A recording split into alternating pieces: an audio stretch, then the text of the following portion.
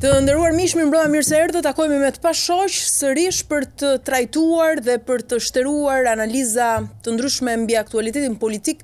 Në fakt edhe këto ditë që kanë kaluar nuk është se ka pasur lajme sa i takon politikës, jo ndonjë zhvillim i bujshëm, më shumë nga ana e prokurorisë së posaçme kundër korrupsionit dhe krimit të organizuar, me disa operacione të suksesshme në bashkëpunim edhe me kolegë europian. Megjithatë, ne për momentin do të fokusohemi tek politika, sidomos tek situata postzgjedhore në Partinë Demokratike.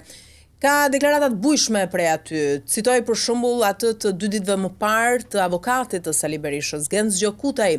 Megjithatë, për këtë dhe jo vetëm, unë kam zgjedhur një demokrat të kem sonte në studio, edhe pse në një farë mënyrë kohët e fundit ai është larguar nga politika aktive, megjithatë ka marrë statusin e një analisti, po themi kështu, politologu. Mirë se erdhët, Roland Beko. Faleminderit për ftesën. Edhe urime për emisionin, sepse është një emision realisht që ndiqet edhe përcjell opinione të forta. Të falenderoj. Tani e nisim pa humbur kohë deklaratën që përmenda nga Genzgjo Kutaj, paralajmëron një situatë të frikshme në Partinë Demokratike. Thotë që po bëhet gati një grup zjarri prej aty që do të riazgjësojë Sali Berishën si drejtues të Partisë Demokratike, megjithatë paralajmëron se këtë herë do të ndodhë ndryshe me përplasje edhe fizike. Çfarë do të thotë kjo deklaratë? Po e nis nga kjo e dyta, nga kjo pjesa e dytë e pyetjes tuaj. Kur ai paralajmëron që mund të ketë edhe përplasje fizike, domethënë ai bën kërcënim shumë të hapur që nëse do të guxoj dikush që edhe një herë të kërkojnë largimin e doktorit nga partia, nga drejtimi i Partisë Demokratike. Nëse s'merr vesh me fjalë, do të marrë vesh me kërbaç. Kjo mua më kujton këto situatat e viteve 20-30 në Evropë, po kryesisht në Gjermaninë naziste, kur Hitleri përgatitej të vinte në pushtet. Ju do të thoni mos shko deri këtu, po, do të shkoj deri këtu sepse edhe Hitleri në fakt në 30 can me vota erdhi në krye të Gjermanisë dhe pastaj bëri atë që bëri, domethënë rënoi jo vetëm Gjermaninë, por gjithë botën. Kështu që këto janë karakteristikat e liderëve autoritaristë. Dhe Berisha ka mbajtur mbrapa vetes një avokat, është në drejtën e tij sepse ka çështjet ligjore, por avokati i cili përket një partie tjetër politike është antar i kryesisë LRI-s, po si quhet? Ish-LSI, i cili nuk ka asnjë të drejtë të flasi për Partinë Demokratike. Ai mund të flasi për çështjet që ka zoti Berisha si avokat. Po mirë, edhe me Partinë e Lirisë, Partia Demokratike në bashkëpunim është. Jo, është në bashkëpunim, po besoj e keni dëgjuar që në një kohë kur zoti Gjokutaj deklaroi këtë, drejtues të tjerë të Partisë Lirisë deklaruan që në zgjedhjet e ardhshme lokale do dalin do dalin nga koalicioni, do largohen vetë. Pra, janë dy parti të ndryshme pavarësisht se janë në një koalicion që funksionojnë me statute të ndryshme. Tani këtë deklaratën e Gjokutaj, të ndalemi pak dhe këtu. E sheh si të dirigjuar, të orientuar, ndoshta më keq akoma të urdhëruar nga Sali Berisha për të bërë? Po, apo e shkëputur? Jo, nuk e shkëput zot, sepse ai është avokati i zotit Berisha, duhet ta shkëput zoti Berisha. Zoti Berisha duhet dali dhe të distancohet nga kjo deklaratë. Në moment që kur distancohet zoti Berisha, atëherë kuptojmë që edhe pse mund të jetë nga zoti Berisha, ai të paktën formalisht bën një lloj distancimi, se ka raste që i thon thuaje dhe unë do të dal të them kështu, do të distancohem. Sepse zoti Berisha se ka bërë as formalisht thoni ju. Jo, nuk e ka bërë zoti Berisha, po keni dëgjuar gjë ju Jo, nuk e ka bërë, por nuk e ka bërë dhe ajo që unë e njoh mirë Partinë Demokratike, jam që nga ditë e parë themelimit të saj në 90-ën aty, dhe di që zoti Berisha ka operuar me forma të tilla ndaj të gjithë zërave kritik. Dhe thashë njerë që është karakteristik absolute e liderëve karizmatik që kthehen në bosa politik. Po dakord, po tani, ne kemi pas 11 majit, për hir të së vërtetës, nuk kemi dëgjuar një zë kundër Sali Berishës si drejtues i PD-s për atë që ndodhi më 11 maj, rezultatin e humbjes thellë që mori. Jo, Myslim Murizi bie fjala ka deklaruar që unë do ta kërkoj zbatimin e para një herë Myslim Murizi ka qenë gjithmonë jashtë rreshtit. Jo, ka qenë gjithmonë. Unë mendoj që ka qenë koherent domethënë ka reaguar gjithmonë dhe nuk është se përbën lajm Myslim Murizi në këtë drejtim. Dikush tjetër që të përbëjë. Jo, Myslim Murizi ka dalë nga rreshti dhe nuk ka qenë kurrë në rresht gjithmonë. Në fakt, jo, nuk ka qenë kurrë. Ja, pse duhet ta shpjegoj që është në rresht. Ka bërë gjithmonë reagime. Ai është në normalitet. Po është ajo që thuhet Orwelli. Në një situatë ku normaliteti është kthyer në anormalitet, dhe ti thua diçka normale duket si e jashtëzakonshme. Pra në këtë sens kam fjalën logjika e duhur e Murrizit ka qenë gjithmonë aty, ndaj dhe ne nuk na përbën lajme. Në këtë drejtim e kam. Po pra. Këtë themi të dytë e njëjtë gjë vetëm se e them në mënyrë tjetër. Domethënë kundër çdo gjëje që nuk shkon, Murrizi ka reaguar gjithmonë. Kështu që e përjashtojmë. Uroj të reagoj. Shikoj se çfarë ndodh sot në Partinë Demokratike, që mos Jo, unë them nuk ka zëra të tjerë që të artikulojnë në publik dorëheqjen, largimin e Berishës. Domethënë të gjithë thonë që ishte një fars, nuk e ka fajin Berisha. Ata që ndoshta mendojnë ndryshe heshtin fare. Domethënë për cilin grup zjarri flet Genz Gjokutaj se ne nuk kemi parë. Sepse dhe Agron Gjekmarka i së fundmi e tha në mënyrë deklarative që Berisha nuk ka pse ikën se u përbau një fars. Normal, se Agroni u bë deputet, kështu që s'ka pse ikën Berisha. Kujt i referohet Gjokutaj i bie? Ja pra, këtë po të them. Baza e Partisë Demokratike gjitha vlon sot. Dhe ata e kanë testuar, ata e matin që ka një zë të madh. Dhe ata baza e Partisë Demokratike në nivel intelektualesh, por edhe qytetarësh e kuptojnë që Berisha gjithë këtë skem, gjithë këtë lojë kthimi në krye të Partisë Demokratike, ashtu në mënyrën e tij, në mënyrë të dhunshme, pavarësisht se thonë gjeti partinë të përçarë, jo, me u kthye Berisha dhe përçau Partinë Demokratike. Partia Demokratike kur doli në zgjedhjet e 2021-shit ishin bashkë, bile këta u përqafu, e votoi Bashën, e ndihmoi Bashën të zgjidhej më një herë, po e keni parasysh, bëjmë pak retrospektiv dhe e mbështeti u përqafuan. Tani, përveç kësaj, në Partinë Demokratike në këto zgjedhje ose pas këtyre zgjedhjeve në këtë situatë që jemi sot ka potencialisht një teorikisht një grup i cili është ndarë me ta dhe u bashkuan, u nda në datën të paktën 8 janar i ndau, i kish vendosur në pozicione, u kish vendosur në pozicione, ja ta mbaroj argumentin, i kish vendosur në pozicione të ndryshme dhe duhet të kuptoni pak situatën në Partinë Demokratike. Sido që të bëjnë këta që u kthyen tek Sali Berisha, që u përrujnë tek Sali Berisha, qoftë edhe Agron Gjekmarka që u thyen dhe ulin qafën para Sali Berishës dhe para berishizmit, se nuk është puna pra individit. Para asaj, cilën këta që ishin krahun tim, bënin mbanin këto qëndrime, domethënë që ishte jo vetëm non grata, por ishte edhe berishizmi që nga i cili duhet ndajshim një herë e mirë në 35 vjet të tranzicionit shqiptar. Tani, ata, do me thënë, grupi i Zotit Berisha, fanatik të Zotit Berisha, nuk i pranojnë dot brenda. Keni parasysh këto reagimet e Adriana Kalas këto ditë? Adriana Kalaj është një personazh. Mirë, po e përgënjeshtroja, tha as kam dhëndorëshën, as kam ndërmend. Jo, qëndrimet e saj, ku ajo, do me thënë, nuk i deli nati me Grida Dumën. Më fal me Jorida Tabakun, më fal. Nuk i deli nati me Jorida Tabakun dhe po ta vënë re, i kërkojnë Berishës të pastroj partinë. Dhe të pastroj partinë do të thotë që të heqet gjithë këta që kanë ardhur që në 8 janar i kishin në llogoret tjetër. Po është një kritike e moderuar. Por bashkoj me ju, jo me kritike e moderuar, s'është ka shumë lef aty brenda. Do të dalë, do të luftoj. Në teorinë politike, lideri karizmatik mbajnë pas vetes militantë inatosur. Sepse vetë lideri karizmatik, i cili nuk njeh humbje, nuk njeh e ka dëgjuar Berishën se çfarë thotë jam misionar thotë. Do të thënë e kthen veten si shenjt. Do të thënë që aty në parti ta shikojnë si totem. Do të thënë të falen para ti, të gjynjëzohen para ti dhe mos guxojnë ta kundërshtojnë. Sali Berisha sot është i paligjshëm në krye të Partisë Demokratike. Statuti i Partisë Demokratike, për cilin gjasme ai bëri një luftë të madhe. Nuk është zbatuar neni jashtë gjuajtur Basha, po themi. Jo, nuk është zbatuar, është shkelur. Është një soi të shkel presidenti i Republikës, të shkel kushtetutën dhe thotë që unë nuk largohem. Që ishin fars. Edhe pse një minutë. Jo se i humbi realisht sipas tyre. Do dalim këtu. Është një soi presidenti i Republikës të mbaroj mandatin dhe thotë çiko unë nuk po e largohem nga detyra ime sepse unë gjykoj që jam buri më i mirë që duhet ta drejtoj shtetin shqiptar, sepse në karrierën time dhe filloi të bëj analizën vetes që ishte më i suksesshëm. Tani çfarë ndodh me Sali Berishën? Sali Berisha nuk e jep dorë, si kërkoi të japi dorëheqjen. Aty i ka mbaruar të ushtrojë i kanë mbaruar drejtat e ushtrimit të funksionit. Në momentin që humbi zgjedhjet. Tani ai vet ka filluar të klasifikojë zgjedhjet si fars dhe jo si zgjedhje. Kështu thotë. Po prandaj me këtë motivacion edhe nuk e jep dorë. Kush është ky që klasifikon i gjen vetes modus vivendi që të vazhdojë të justifikojë qëndrimin e tij në këtë parti. Po kam prova për këtë që i denoncon çdo ditë në Selia Blu. Më fal, ka institucione. Pra, në demokraci operojnë me institucione. Ai është bërë, jo SPAK-un. Ai është bërë, ai duhet besoj kudo ku ka institucione. Nëse zbeson në SPAK dhe në institucione, të qërrohet nga politika shqiptare, se u kanë nxjerrë jetën shqiptarëve në 35 vite me veprimet e tij arbitrare, me qëndrimet e tij personale, me qëndrimet e tij tribale.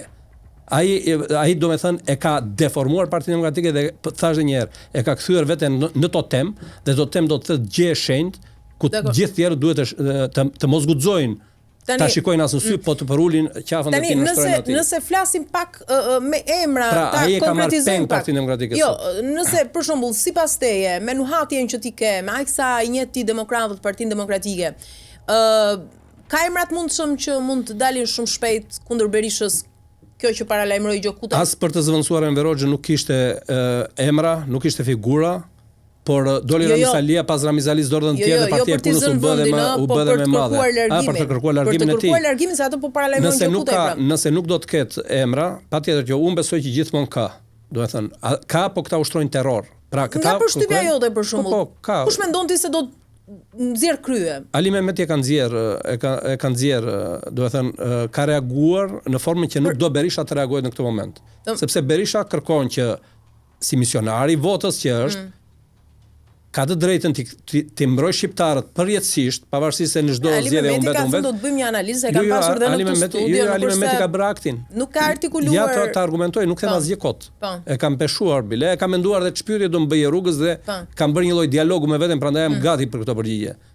Ali Mehmeti nuk ka nevojë të flasë me fjalë, ka fol me aktin. Dhe ky akt që ka bërë Ali Mehmeti dhe të tjerë dhe 5 të tjerë, Aulon Kalaja, ajo Kuçana që kërkon rinumërimin e votës, këta duke kërkuar rinumërimin e votës, do t'i thyen Berishës, do të thënë kauzën me të cilën Berisha kërkon të justifikojë qëndrimin e nuk do gjejnë parregullsi dhe bie poshtë farsa. Ata do t'i gjejnë parregullsi se ata kanë parë videot. Ata thonë dhe Aulon Kalaja, dhe Ali Mehmeti thotë, unë i kam kërkuar KQZ të më japë pamjet filmike, i kam parë dhe vota ime thonë secili prej tyre është transformuar, është tjetërsuar.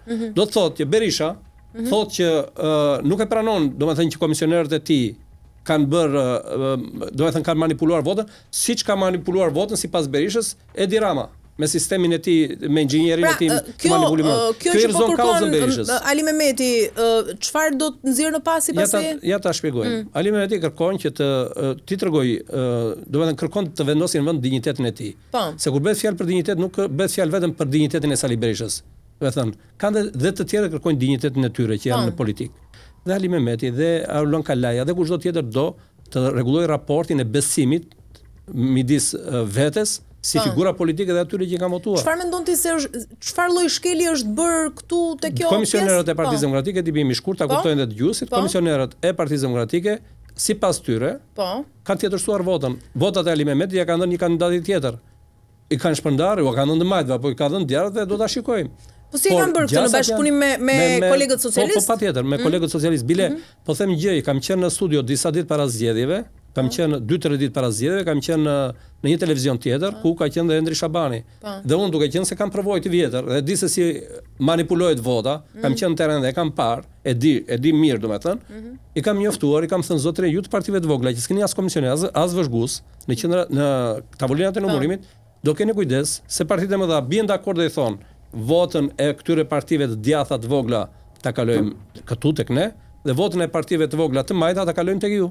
Dhe bien dakord, dhe gjejnë dakord. Ata siç bien dhe dakord që me urë partie duhet favorizoj X-in në dëm të Y-it dhe ju kemi dhe ne kemi marrë një rekomandim partie për të favorizuar X-in. Atëherë ç'a bëhet? Bien dakord dhe vjen vota për Orlandin, e marrim e çojmë tek XY. Kjo është bërë. Pse Berisha nuk e do këtë? Dhe pse partia nuk u jep firmën atyre? Nuk u bën kërkesën që të duken pamjet filmike. Aulon Kalasi ja kishte bërë kërkesën me sa pash në media, partia e legalitetit.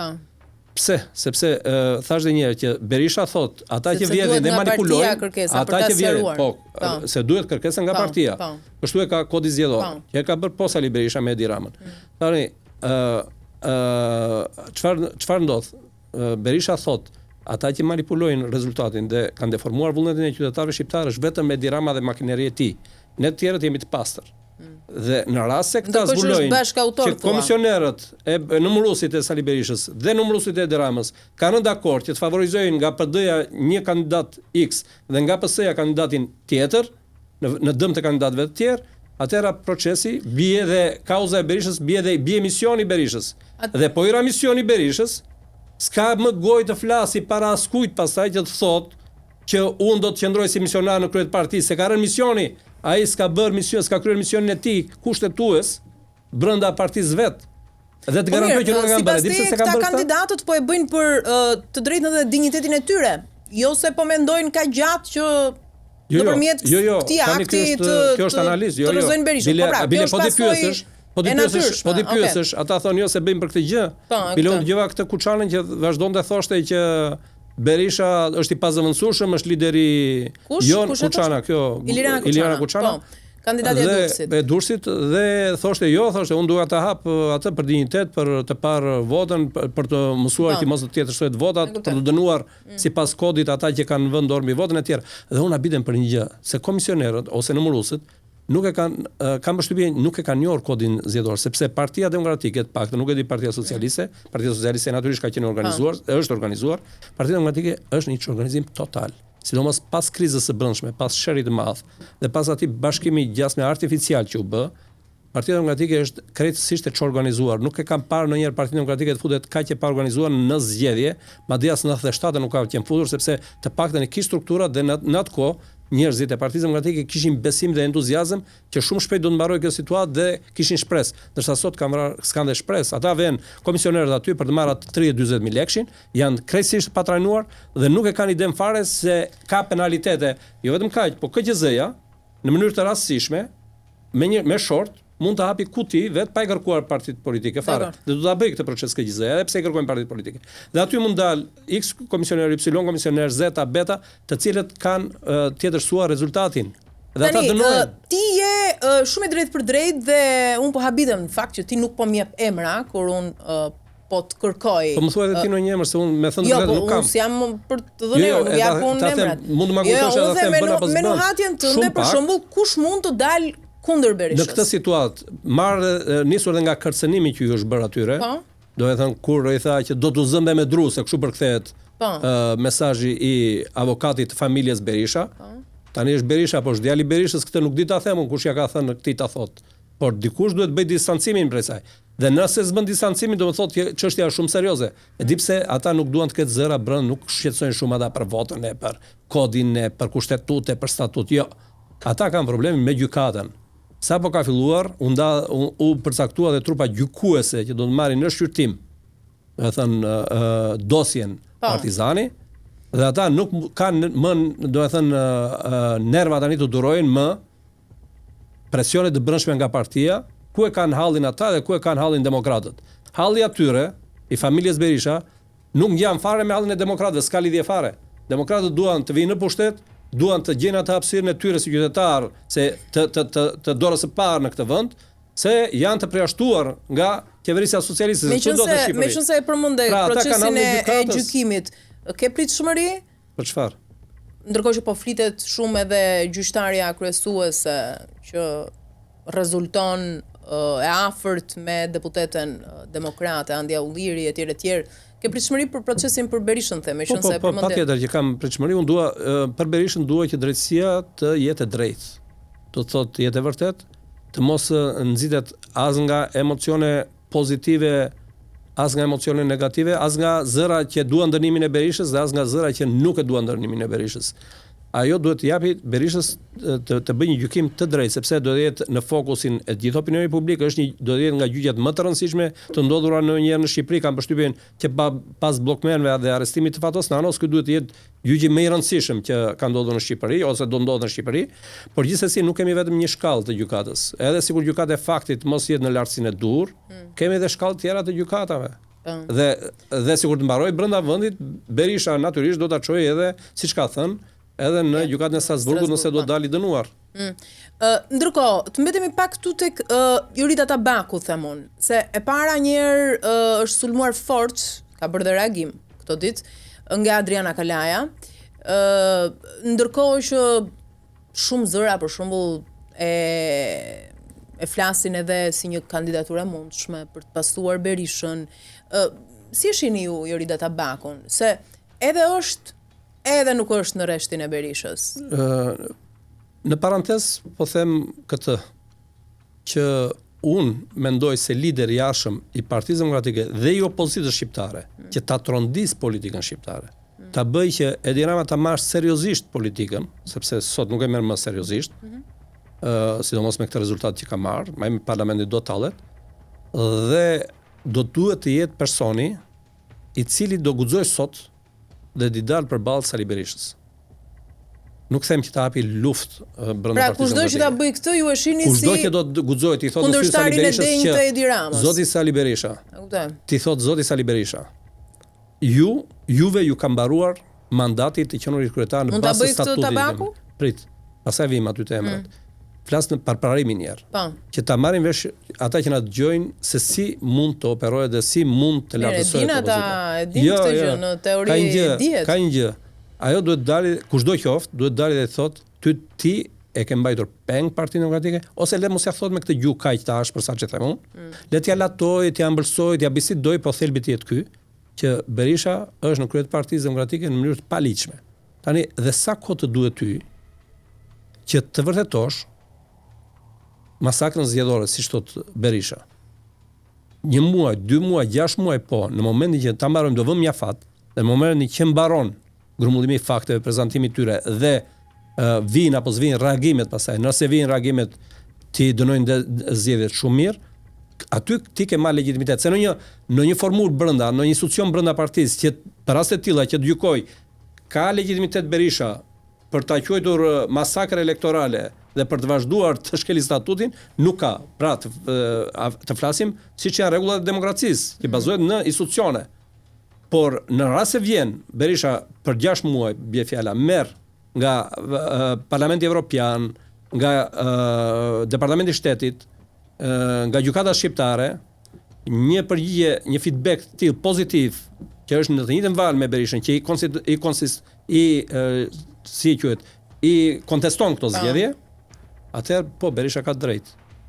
Dhe këtu pastaj diskutimin e gjejnë demokratë me forumet e tyre nëse do duan të vazhdojnë me Berisha apo jo. E bën këtë Tabaku këtë gjë? Unë mendoj se nuk e bën dot. Pse nuk e bën? Nuk e bën dot, me aq të paktën sa që e njoh unë. Pse? Tabaku është shumë e mirë, do të thënë si një teknician, është nga më të mirat që ka Partia Demokratike sot aty, por Tabaku nuk e ka dot këtë kurajo të përballjes me të mëdhenj, me gigantët. Tabaku është shumë e mirë që t'i hapësh rrugën, ta vendosësh atje do ta bëj mirë atë punë, po t'i hapësh rrugën. Në një farë mënyrë Lulzim Basha plus.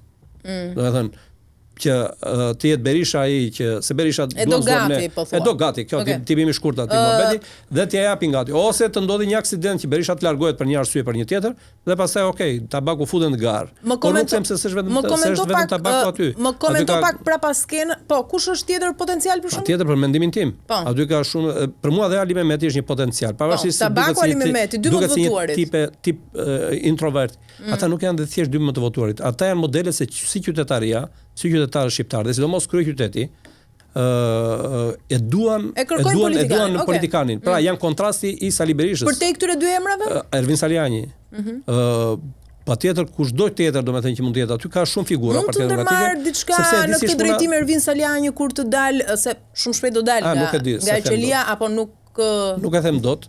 Kam përshtypjen që gjë e parë që do bëj Sali Berisha do t'i ofrojë një pozicion si nën kryetar partie, në sekretar. Salianin. Jo, unë e shoh Salianin. Si mund për dal kundër Berishës. Potencialisht e shoh.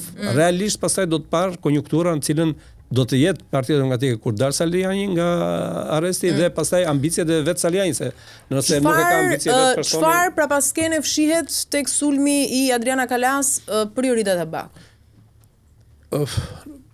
Të them që është një xhelozimi disgrash, disëmrash, nuk mjafton për të dhënë argumentin. Kështu që them që fakti që sulmohet Jorida Tabaku, pra sulmohet një model, se thash edhe një herë, Ali Mehmeti dhe Jorida Tabaku ishin modeli i kontrastit të Berishës. Këto nuk e durojnë dot. Dhe thash edhe këtë tjetër, ata nuk e kanë falur dot pozicionin. Është çështja e vendit, e hapësirës që kryhet brenda partisë. Janë dy modele që zbashkëtojnë dot me njëra tjetrën. Totalisht personal i Adriana Kalas apo ka më shumë se kaq? Me aq sa një fund mënyrën se si funksionon underground Partia Demokratike ka më shumë se sa kaq. Jori Tabaku Që do të thotë mund të shkoj prapaskena deri te Berisha? Po, besoj se po. Jo, besoj se po. Po çfarë problemi ka Berisha me Tabakun? Tash që është kontrasti. Do të thënë, ai nuk pranon dot të rriten figurat, të cilat ai nuk i ka në kontroll. Do të thotë, mund ndihet i rrezikuar?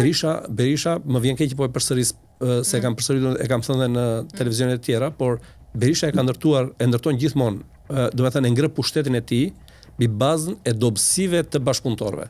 Tek bashkëpunëtorët të cilët nuk gjen dobësi, pra nuk i kap, si mban dot, s'ka dosje, s'ka të dhëna, nuk i kompromenton, aty ai e ka shumë problem. E ka shumë problem, nuk ndihet rahat, sepse i shikon gjithmonë si rival, si alter ego. Se Berisha nuk e ka thjesht politik pasion, atë pasion politikën. Berisha e ka patologji politikën. Do të thënë, ditën që Berishës do t'i mbaroj, nuk do të jetë më në politik dhe nuk do të jetë më i pari politikës, jo thjesht të jetë politik. Atë ditë Berisha, do të thënë, është ndarë nga kjo botë, pavarësisht se fizikisht mund të jetë e mund të rrojë. Tani, shumë njerëz të tjerë, kandidatë Partisë Demokratike në Tiranë, morën goxha vota, duhet thënë, por fatkeqësisht nuk e morën dot mandatin. Për shembull, Muslim Urizi një ndër ta. Por ka edhe të tjerë, sigurisht. Aulon Kalaja, është jashtëzakonshëm që ka bërë Aulon Kalaja, një aktivist i jashtëzakonshëm me zero lek, pa ndonjë rreth të fortësh, domethënë, nuk njihet për ty, unë kam pasur student, ekselent në vullnetin e tij, shumë i pasër dhe mbi të gjitha i qartë fare në konceptet se si funksionon demokracia. Dhe po paralajmërohet i jashtëzakonshëm për të ardhmen e Partisë Demokratike, nëse nuk do ta luftojnë, nëse nuk do t'i vënë shkelmin në gryq dhe atij, siç ka bërë Berisha me të gjithë ne që kemi qenë pa kapur prej tij. Qartë. Dhe po paralajmërohet që deri në shtator mund të ndodhin gjëra të papritura. Për shembull, nga ata që kanë fituar për të qenë deputet edhe në shtator, mund të kenë llogari apo përplasje, apo mund të përplasen me drejtësinë për shembull. Dhe kështu lista bën firo nga fituesit dhe futen në parlament edhe këta që nuk arritën dot. Sikur të ndodhte kështu do ishte shumë mirë. Parashikon ndonjë situatë të tillë, ke pritshmëri të tilla për emra konkret për shembull. Spaku drejtësia mund duhet veproj dhe do të punoj. Unë nuk jam në fakt në çështjet e informacionit brenda Partisë Muslimi Mamer. Ka shumë informacion, e njeh rrethin e njohjes se ka të jashtëzakonshëm. E ka ndihmuar shumë fakti kur ka qenë në komisionin në Komisionin Sigurisë në Parlament në 97-2001 dhe Muslimi ka më shumë informacion se unë. Pra më shumë, nëse do shtoj në një gjë, do ta prish, kështu që ta lëm me aq sa ka thënë Muslimi në këtë aspekt. Pra ai ka informacion që do të ndodhi, domethënë do të goditen deputet që ka futur Berisha në listë të mbyllur ose të hapur, nuk e të hapur s'është se ka fituar njëri, por në listë të mbyllur dhe kështu do të jeni rradha Muslim Urizi dhe uroj të ndodhi. Të vjen keq për ndonjë emër në veçanti që nuk arriti të futej në parlament, për ndonjë emër ose ndoshta nga ata që kanë fituar dhe që nuk do doje të fitonin. Po, kam shumë patjetër. Emra konkret kam shumë. Për shembull, Andi Mustafaj do doja të ishte, pavarësisht se s'më pëlqeu momentet e fundit fushatës e teproj me këto pantonimën, domethënë. Okej, të mos zgjatemi shumë tek emrat, nga një koment i shkurtër. Do doja të ishte në parlament. Akil Kraja do doja të ishte, Aulon Kalaja pa diskutim që do doja të ishte. Janë shumë të rinj edhe të reja tjetër. Po ndonjë nga ata që ka fituar dhe që sigurisht që ka Muslimin e quajmë të miqën, ë? Jo. Në preferencën time. Flas nga ata që kanë fituar dhe që ti nuk do doje që të ishin. Kanë fituar, domethënë kanë fituar se kanë qenë listën e mbyllur. Fillojmë nga Gjirokastra, domethënë. Aty në Gjirokastër Sali Berisha ka bërë krim. Jo pse e vendosi vetëm këtë radhë, domethënë. Të vendosësh të njëjtin person 3 herë, kur nuk ka pikë në lidhje me atë. Pa diskutim. Shumë njerëz mund ta marrin si konflikt interesi, por e kam kaluar atë emocion. Sepse natyrisht ai në 2017, në 2021 atë vend ma mori mua, Sali Berisha, jo Tritani. Dhe Lulzim Basha bashkë me të i punësori i Sali Berishës. Sepse demokratët e Gjirokastër nxorën mua në atë kohë, po mund të nxirrin edhe dikë tjetër. Pra kishin nevojë për një figurë lokale. Se si figurë lokale Vangjell Tavo nga 0 vota që kishte Lëvizja Socialiste për integrim, arriti të barazonte Partinë Demokratike në numrin e votave në qark. sepse ato janë mësuar me figurë lokale, do të thënë është qark i vogël, të gjitha e njohin njëri tjetrin dhe duan të kenë një lidhje shumë të afërt, shumë të ngushtë. Personi në fjalë, pavarësisht se është një intelektual, profesor, ka merita në politikën e Partisë Demokratike në të shkuarën, e ka bërë punën e vet, i ka mbaruar kilometrat ajo makinë, do të thënë i ka bërë kilometrat e veta. Kështu që vendosja e tij kur nuk ka asnjë rreth aty, nuk ka dhënë asnjë lloj kontributi që ajo parti të rritë, përkundrazi i kanë shtrydhur, i kanë pirë dhe pikën e gjakut të fundit asaj partie derisa arritën në minimum sikur në shtëpi të rinte, këtë radhë mos shkonte fare, mandatin do ta merrte se janë ai demokratë sa që dalin nga shtëpia dhe të shkojnë të votojnë për Partinë Demokratike, siç kanë bërë në 97-ën. Pra ai demokratë janë 11.000 veta që morën vota këta, janë aty. Do të thënë laj thaj ata do të jenë çdo kohë. Kështu vazhdojmë edhe në listën e Tiranës. Gjithë listën e Tiranës, po ta kisha në dorë, nuk do ta vendosja më. Sepse me përjashtim në një përjashtim të vogël, nuk mund të them për Belind Kılliçin dhe atë çunin e Fariballiut, më thuaj Klevis Balliun, sepse tek e fundit janë të rinj dhe kanë bërë disa akte, domethënë. Por për të tjerët nuk do t'i vendosja më, ose do vendosja në listë hapur, të shkonin dhe të merrnin votën. Por Sali Berisha e bëri engas këtë punë, sepse donte që të kishte besnik të vet, dihet, është. Po kështu dhe në qarje të tjera, krerët e qarqeve. Për çfarë duhet ta çonte Luciano Borxhi në Shkodër? Ç'lidhje ka? Nuk ka Shkodra një që ta drejtoj me gjithë respektin që kam për Luçin. Ta vendosen në Elbasan atje ku është. Vota ka marrë Luciano, ka qenë i votuar, do vazhdonte prap. Bileti ishte në listë hapur, jo në listë mbyllur. Dhe mos vendosja e Dash Sulës është gabim. Dash Sula duhet të ishte në listë dhe duhet të ishte sepse Dashi është një operator lokal i jashtëzakonshëm dhe njeh sociologjinë politike të zonës. Sa përqind beson tek fakti që pretendohet nga Partia Demokratike që 11 maj ishte një farsë elektorale? Kur ju po bëni këtë pyetje tani, u po mendoja të thoja diçka tjetër ta plotësoja të parën. Ishte fakti ne ko diskutojmë po të ishte ai, po të ishte ky, kush do fitonte, sa vota do merrte, kush do dilte i pari. Zgjedhjet i shiti Sali Berisha, votën, domethënë fitoren e Partisë Demokratike e demokratët ja kanë Borxh. Me kodin zgjedhor që bëri dhe me listën që bëri. Që në moment që ndërtoi listën Berisha u dha mesazh të gjithëve që nuk synonte fitoren. Dëgjoj, në të gjitha palët e zgjedhjeve që janë bërë në Shqipëri nga 91 e këtej, gjithmonë partia që është në pushtet i ka krijuar vetes avantazhe të papara për te asaj normës së pranueshme që është një 5% që pranohet edhe në perëndim. Që ai që është në pushtet i ka si benefite për fakt se është në pushtet, duam i ka këtu. Këtu ka përcjellë kjo, këtu vihet gjithë administrata në dispozicion të zgjedhjeve. Imagjino janë falur, nuk janë thirrur, domethënë nuk janë mbledhur as taksat, as tatimet gjatë asaj periudhe, 2-3 muajt e fundit. Ka vajtur borxhi domethënë në shkallë sipërore, domethënë si asnjëherë tjetër. Dhe të gjitha veprimet që bëri Edi Rama me faljet e gjobave, me licencat që dha, me lejet të ndërtimit, gjitha këto kanë ndihmuar për të marrë vota, pa diskutim. Por diferenca është e jashtëzakonshme. Pra, qytetarë shqiptar ka votuar kundër Sali Berishës këtë radhë, për mos kthimën e Sali Berishës. Atë që Rama ka dashur në fillim, kur ka uruar që të kishte në krye të opozitës një si Sali Berisha.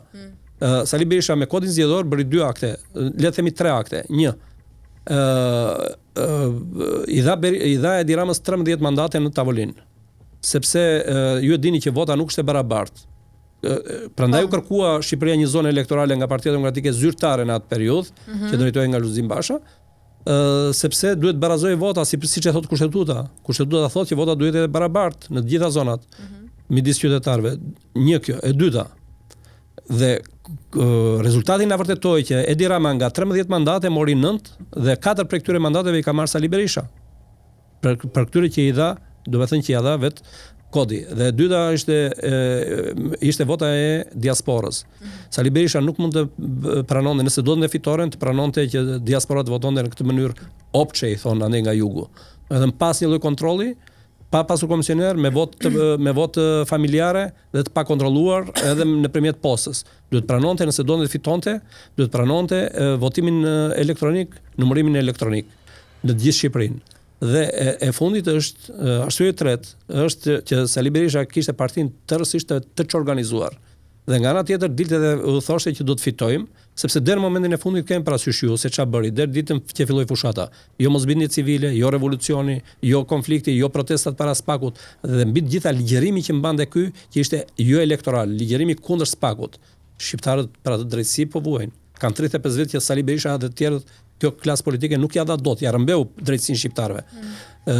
Dhe Sali Berisha doli dhe tha që do shkrijë SPAK-un. Pra ishte jo elektorale, gafat pafundme. Pra nuk u mor me organizimin e partisë, nuk u mor me trajnimin e komisionit, nuk e bëri ekipin gati për fitore, por thjesht u fut në luftë dhe siç tha tani pas zgjedhjeve, unë e dija që do humbisja thotë. E kuptoni se kush është ky?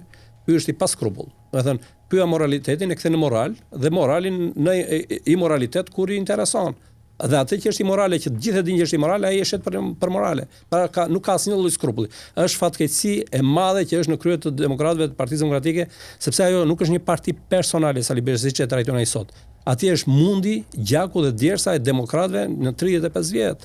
Pa fund kanë dhënë jetën njerëzit për atë parti. Meqense ke bashkëpunuar, ke pasur bashkëpunëtor, Lulzim Basha humbi në këto zgjedhje, nuk do të jetë më në parlament. Ke ndonjë informacion?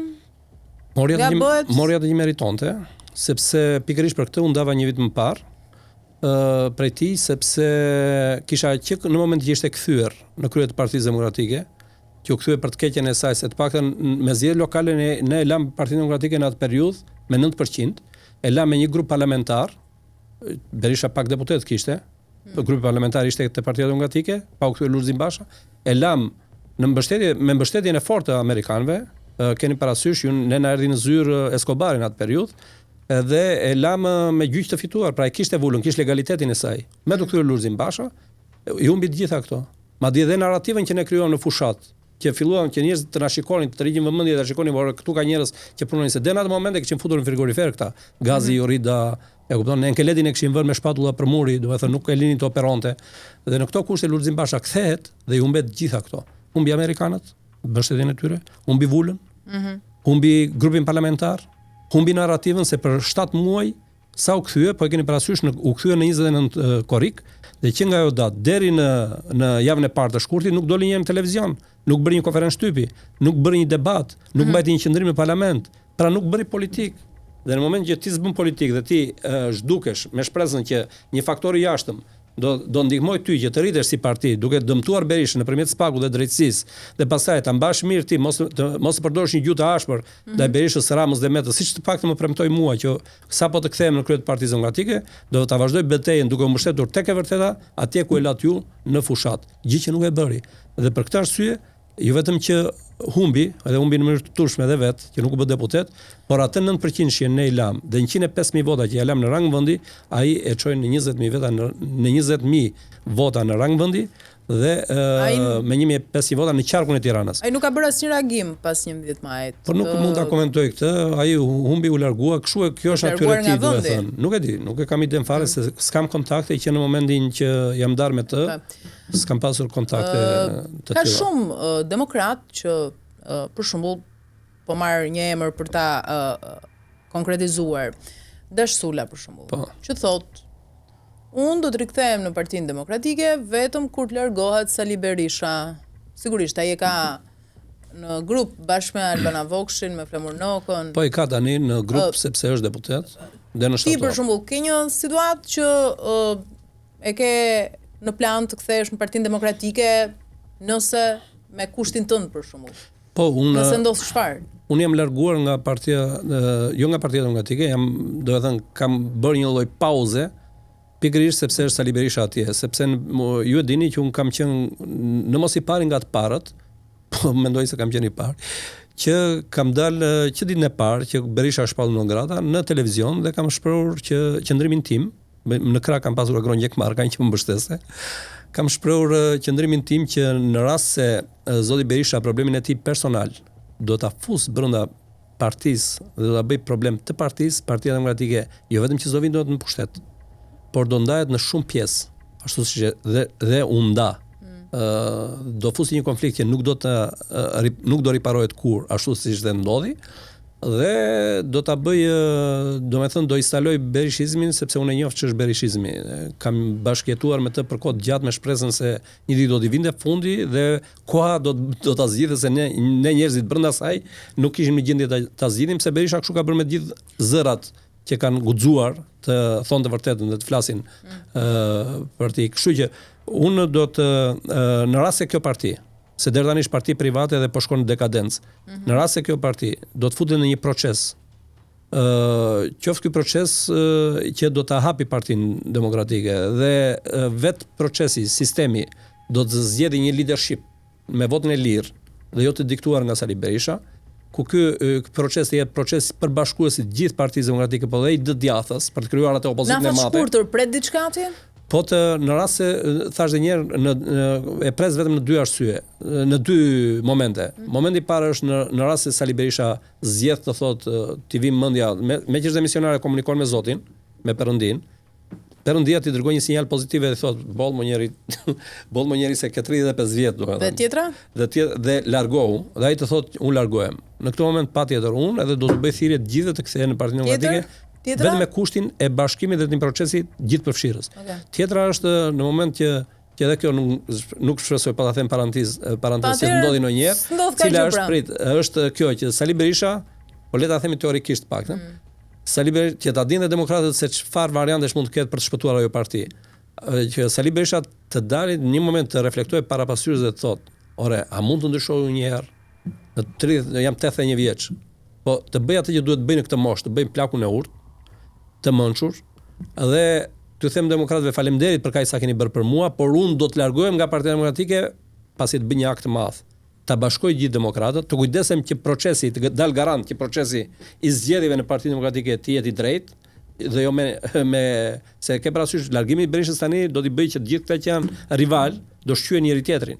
Edhe në këtë aspekt, do të thënë do duhet dikush, ose një grup të urtësh, ose vetë Berisha, në rast se do që ta ndërtojë këtë Parti Demokratike, ta bëj kompetitive. Je dakord se kanë zë demokrat që thonë për shembull, nuk e thon publikisht, por mendojnë që nëse Berisha ikën, Partia Demokratike bëhet edhe më çorap.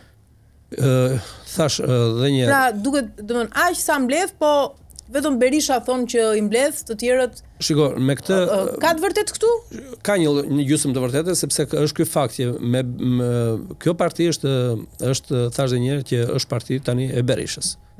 Ata që janë atje në pjesën më të madhe tyre janë për Berishën. Siç ka dhe votuesi ka shkuar për hir të kandidatëve, nuk kanë shkuar për Berishën, kanë mbyllur hundët, kanë mbyllur sytë dhe veshët dhe kanë votuar kandidatin X apo Y, se kanë pasur njeriun e tyre, tara, farefis, interesa e tjerë.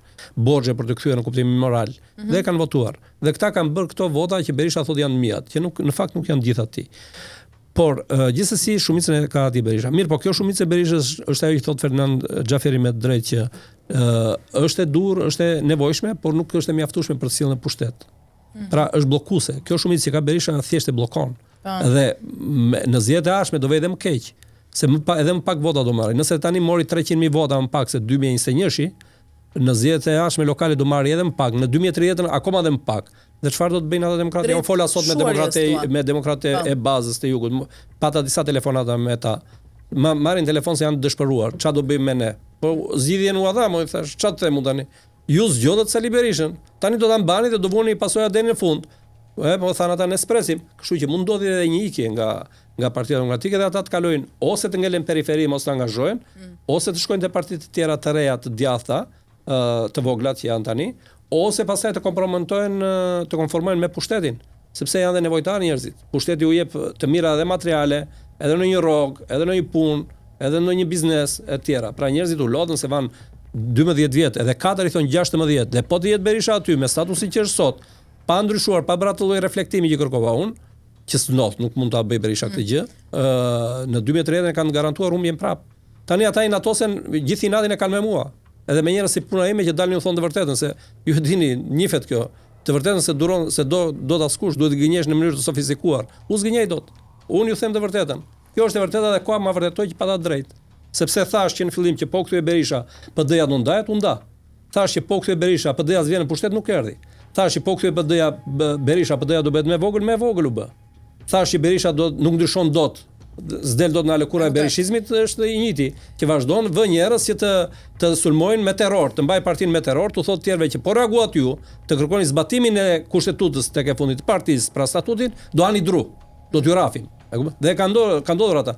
Për shembull Ilias Virionin, Tomor Dosin, Leka Toton, i kanë rrahur në the 6, në the 7 në Këshillin Kombëtar. Këta të fortë që mbante Berisha rreth vetes. I ka rrahur pse ata kërkuan dorëheqjen e Sali Berishës nga president. Tani për Partinë Demokratike ka shumë për të folur për politikën në tërësinë vendin ton. Unë Pata kënaqësi të kisha në studio, koha kaq na lejoi. Falenderoj. Ishte super kënaqësi dhe faleminderit do të thënë që më ftuat sepse Faleminderit juve që e kam dash do të thënë të isha tek podcasti juaj, më ka pëlqyer. e vlerësojmë. Faleminderit. Të nderuar miq, mos u largonit, pashoj që rikthehet sërish, do të jemi me një tjetër të ftuar për të mbetur sërish tek analiza mbi situatën politike në vend.